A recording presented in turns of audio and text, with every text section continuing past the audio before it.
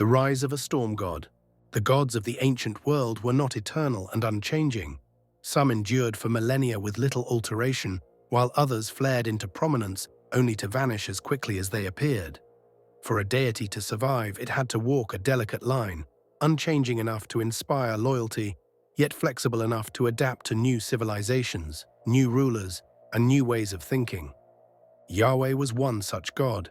Emerging from the obscure sands of the ancient Near East, he was once just another name among many in a vast pantheon of gods.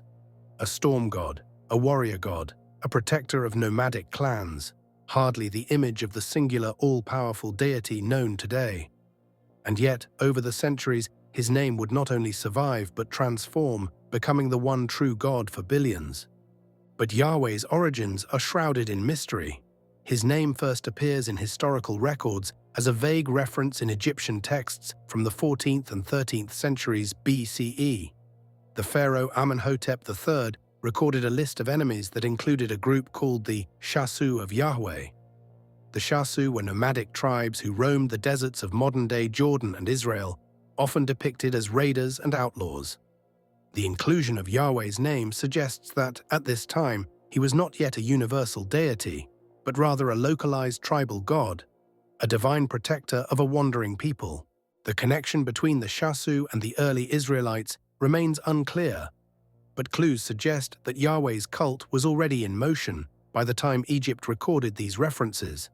The Israelites themselves first appear in history in another Egyptian document, the Merneptah Stele, dating to around 1208 BCE.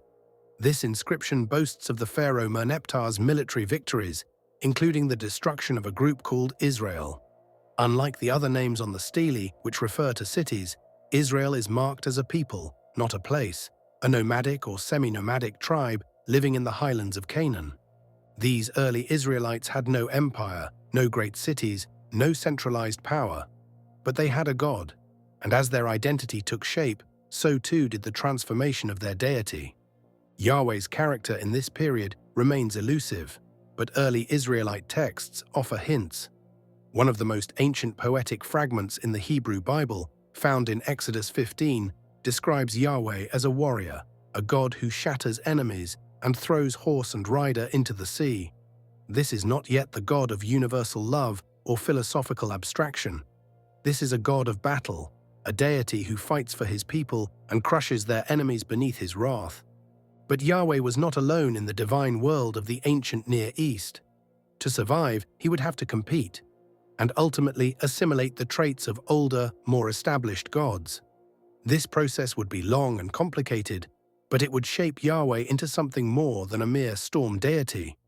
It would begin his transformation into the supreme God of Israel, and eventually of the entire world, the God of the desert and his first followers.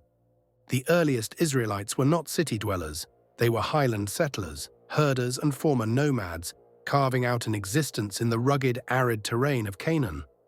Their deity reflected their way of life. Yahweh was a god of storms, war, and the untamed wilderness. He was not a god of vast temples or towering ziggurats like the deities of Mesopotamia. Instead, he was worshipped in simple shrines, on mountaintops, and in the open air.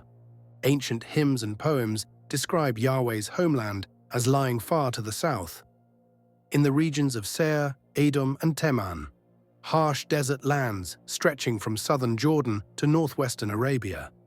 This suggests that Yahweh's cult did not originate in Canaan itself, but rather spread northward over time, brought by migrating tribes or warrior bands who carried his name with them. Unlike the great gods of Mesopotamia and Egypt, who ruled from their cosmic thrones, Yahweh was a god who moved. He marched into battle with his people, appearing in terrifying storms and bringing destruction upon his enemies. The biblical texts recall this imagery time and again. Yahweh rides upon the clouds, his voice thunders, the earth trembles beneath him. He was a god of action, a force to be reckoned with. This image of Yahweh as a warrior king may have made him especially appealing in the chaotic period following the collapse of the Great Bronze Age civilizations. Around 1200 BCE, the mighty empires of the Eastern Mediterranean, Egypt, the Hittites, and the Mycenaeans, were all in crisis. Cities were burned, trade networks collapsed, and waves of displaced peoples spread across the region. For the Israelites living in the rugged hill country, this period of upheaval may have provided an opportunity. Without a dominant imperial power enforcing religious conformity, smaller tribal groups could develop their own unique identities. Yahweh, once just another desert god, began to emerge as a unifying force among the highland settlers. But the Israelites did not live in isolation. They were surrounded by the well-established religious traditions of Canaan, where gods like El, Baal, and Asherah had been worshipped for centuries. If Yahweh was to grow beyond a minor tribal deity, he would have to contend with, and ultimately absorb, elements of these powerful older deities. Over the next centuries, Yahweh's identity would undergo a profound transformation. He would take on the roles and attributes of Canaan's most revered gods, merging their characteristics into his own. This process of religious evolution would not be smooth. It would lead to conflict, to schisms, to violent religious reforms. But it would also set the stage for Yahweh's rise to supremacy, the battle of the gods, Yahweh, El, and Baal. As the Israelites settled into Canaan, they did not exist in religious isolation. They were surrounded by the deeply entrenched religious traditions of the Canaanites, whose pantheon was dominated by two major deities: El, the wise and ancient father of the gods, and Baal, the powerful storm god who ruled the heavens and brought fertility to the land. At first, Yahweh's relationship with these gods was not one of outright rejection, but rather negotiation and adaptation. The Israelites, like many ancient peoples, were not strictly monotheistic in the beginning. Instead, they practiced henotheism, the worship of one main god without denying the existence of others. One of the first and most critical transformations in Yahweh's identity came through his assimilation with El. In early Israelite religion, El was the highest god, the creator and the head of the divine council. Even the name Israel, which means El rules or El persists, suggests that El was once the supreme deity of the Israelites. Over time, however, Yahweh absorbed many of El's characteristics. He became the father figure, the wise ruler, the creator of the world. The transition is so complete that in later biblical texts, Yahweh is sometimes directly called El or Elohim, using the older god's name as his own. But while Yahweh took on the attributes of El, there was another Canaanite god whose influence was far more controversial: Baal. Baal was a storm god, much like Yahweh, and his cult was widespread and deeply ingrained in Canaanite society. He was worshipped as the bringer of rain, the god who ensured the fertility of the land. The Canaanites believed that Baal fought against the forces of chaos, particularly Yam, the sea, and Mot, death, victories that allowed the world to function in harmony. For many Israelites, Baal's worship must have seemed natural. After all, they were living in Canaanite land, working Canaanite fields, and facing the same agricultural challenges as their neighbors. But for others, Baal was a dangerous rival to Yahweh. The tension between these two gods would erupt into open religious conflict. The Hebrew Bible records intense struggles between Yahweh's prophets and Baal's priests, particularly in the stories of the prophet Elijah. In one of the most dramatic episodes, Elijah challenges Baal's prophets to a divine showdown on Mount Carmel. Both sides prepare sacrifices, but only the true God will send fire from the sky to consume the offering. The prophets of Baal pray and call upon their God for hours. Nothing happens. But when Elijah calls upon Yahweh, fire immediately falls from the heavens, consuming the sacrifice and proving Yahweh's superiority. While this story is clearly written from an Israelite perspective, it reflects a real religious struggle. The northern kingdom of Israel, where Baal worship was strongest, saw frequent syncretism, the blending of Yahweh and Baal into a single worship tradition. Some Israelites likely saw no problem worshipping both gods, associating Baal with Yahweh's power over storms and fertility. But the southern kingdom of Judah, particularly under religious reformers like King Hezekiah and King Josiah, took a much harsher stance. Baal's name became a symbol of corruption, an idol to be torn down. The resistance to Baal worship was not just theological, it was also political. The northern kingdom, which was more influenced by Canaanite culture, tended to be more open to Baal worship. The southern kingdom, centered around Jerusalem, wanted to consolidate power under a singular Yahweh cult. To do so, Baal had to be eliminated, not just as a rival god, but as an idea. In time, Yahweh absorbed Baal's storm god imagery, just as he had previously absorbed the fatherly traits of El. The biblical texts describe Yahweh as the one who rides on the clouds, defeats the sea, Yam, and triumphs over death, Mot, all things previously attributed to Baal. But while Baal was erased from Israelite worship, another figure from the old pantheon would remain. A goddess, one who would prove even more difficult to remove. The forgotten goddess, Yahweh and Asherah. Though later traditions would insist that Yahweh had always been the one and only God of Israel, the archaeological record tells a different story. In the early centuries of Israelite religion, Yahweh was not alone. He had a consort, a powerful goddess whose name was Asherah. Asherah was one of the most widely worshipped goddesses in the ancient Near East. In Canaanite religion, she was the wife of El, the great father god. She was associated with fertility, motherhood, and sacred trees, and her presence was so important that many of the oldest Israelite texts suggest she was originally worshipped alongside Yahweh. Archaeological evidence from Kuntilet Adrud and Khirbet el-Kom, two ancient Israelite sites, contains inscriptions that speak of Yahweh and his Asherah. These inscriptions are shocking because they suggest that, at least in some communities, Asherah was understood as Yahweh's divine partner. Her worship was likely widespread. The Bible repeatedly condemns the setting up of Asherah poles, wooden symbols of the goddess that stood in Yahweh's sanctuaries. The fact that these had to be actively removed again and again suggests that Asherah's presence in Israelite religion was deeply entrenched. So what happened? Over time, as Yahweh's worship became more centralized, especially in Jerusalem under King Josiah's religious reforms, his followers sought to eliminate any traces of competing deities. The worship of Asherah, once tolerated or even accepted, became a heresy. The biblical authors cast her presence in Yahweh's temples as an abomination, something that had to be rooted out to purify the faith. Some scholars believe that traces of Asherah still remain in later biblical texts, hidden in the language used to describe Yahweh. Passages that describe Yahweh as a nurturing, motherly figure, or as having wisdom personified as a female, may be remnants of Asherah's influence, repackaged into monotheism. But one of the most intriguing possibilities is that Asherah didn't disappear entirely. She simply evolved. Some believe that elements of her worship may have been absorbed into later Jewish traditions of the Shekinah, the divine feminine presence of God, or even influenced later conceptions of the Virgin Mary in Christianity. By the time of the Babylonian exile in the 6th century BCE, Asherah had been erased from mainstream Israelite religion. Yahweh stood alone, his transformation into the sole God of Israel nearly complete. But there was still one final stage in this transformation, the shift from a national God to a universal God, the God of all creation, from tribal deity to the one true God. For centuries, Yahweh had been the God of Israel, a warrior deity, a protector of a specific people. But Yahweh was still one God among many, even if he was considered the most powerful. The shift to true monotheism, the idea that Yahweh was not just the God of Israel, but the only God in existence, would take place in a time of crisis and exile.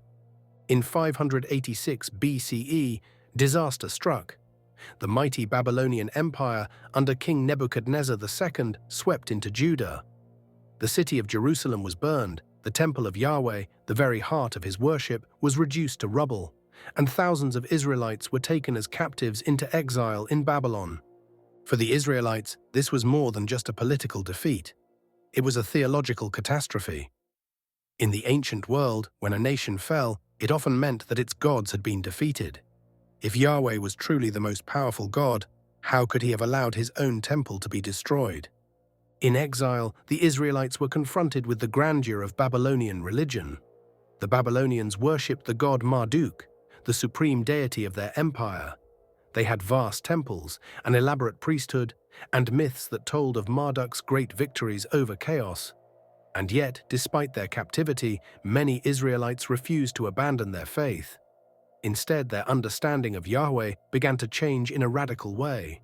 Rather than seeing Yahweh's defeat as proof of his weakness, some Israelites began to interpret it as something far greater, a divine plan, a punishment for their own disobedience, a test of faith. The fall of Jerusalem wasn't a sign that Yahweh had been overcome by Babylon's gods. It was Yahweh himself who had allowed it to happen. This idea would be most powerfully expressed in the writings of 2nd Isaiah, Isaiah 40-55, one of the most influential theological developments in all of Jewish history.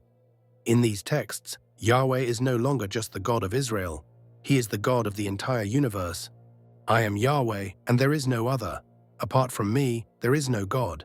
Isaiah 45:5. For the first time, Yahweh was not simply Israel's God. He was the only God, and all the other so-called gods of the nations were illusions, nothing more than human inventions. This was the birth of true monotheism, a radical break from everything that had come before. But this shift was not just about theology, it was also about survival. The Israelites, scattered and without a homeland, needed something that could hold them together. Their faith in one universal God gave them an identity that could withstand exile, foreign rule, and centuries of upheaval. When the Persians, led by Cyrus the Great, conquered Babylon in 539 BCE, the Israelites were allowed to return to Jerusalem and rebuild their temple. But they did not return the same people who had been taken into exile. Yahweh had changed. He was no longer just a tribal god or a national deity. He was now understood as the God of all things, beyond borders, beyond time itself. This transformation would shape the course of history. Yahweh, the warrior storm god of the desert, had become the singular all-powerful deity of monotheism. And in the centuries that followed, his name would spread far beyond the people of Israel to the world. The God of the world, Yahweh's transformation into the universal deity. With the return from exile and the rebuilding of the Second Temple in Jerusalem, Yahweh had fully evolved into the singular, all-encompassing deity of Judaism. But his transformation was not yet complete. Over the next centuries, Yahweh's identity would continue to expand, moving beyond the borders of Israel and shaping the religious beliefs of billions. During the Persian period, 539 to 332 BCE, the Israelites, now known as Jews, were no longer an isolated nation. They were part of a vast empire ruled by Cyrus the Great and later Darius I, whose policies allowed for religious diversity. While many Jews returned to Jerusalem, others remained in Babylon, Persia, and beyond, forming the first Jewish diaspora communities. This was a crucial turning point. Yahweh was no longer just worshipped in one central location. His influence spread far beyond the temple in Jerusalem. But the most profound transformation came with the rise of Hellenistic culture following the conquests of Alexander the Great, 332 BCE. As Greek philosophy and ideas spread across the Near East, Jewish thinkers began to reinterpret Yahweh in more abstract, universal terms. The personal warrior god of Israel's past became a philosophical deity, described in terms that even non-Jews could understand. One of the most important developments was the growing idea that Yahweh was not just the God of Israel, but the God of all humanity. The Hebrew Bible, especially in books like Isaiah, began to speak of a time when all nations would recognize Yahweh's authority. "Turn to me and be saved, all you ends of the earth, for I am God, and there is no other." Isaiah 45:22. This was revolutionary. Yahweh had once been the God of a single people, but now his followers believed he was the only God, and that one day the entire world would come to worship him. But the next stage of Yahweh's transformation would come not from within Judaism, but from a radical new movement that emerged in the 1st century CE, one that would carry his name to every corner of the world.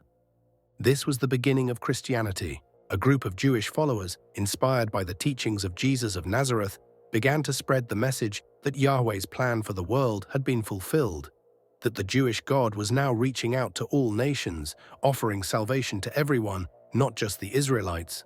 Through Jesus, Yahweh was no longer just the God of a chosen people, but the Father of all humanity. This idea, championed by early Christian leaders like Paul, would take Yahweh's name beyond the Jewish world. As the Roman Empire adopted Christianity, Yahweh became known not just as the God of the Bible, but as the one true God for people across Europe, the Middle East, and North Africa. But Christianity was not the only movement that would carry Yahweh's name beyond the borders of Israel. In the 7th century CE, a new faith emerged in the Arabian Peninsula, Islam. The followers of Muhammad identified their God, Allah, as the same deity worshipped by the Jews and Christians. Yahweh had now become the God of three major world religions. From a storm god of the desert, Yahweh had become the monotheistic God of the world. His journey was unlike any other in history, absorbing older gods, reshaping himself to fit new cultural landscapes, and adapting to new theological ideas. But even as his name changed, whether as Yahweh, God, or Allah, his influence remained. His story is one of survival, transformation, and the incredible power of belief. Today, more than half the world's population follows a faith that traces its roots back to Yahweh. His journey is far from over.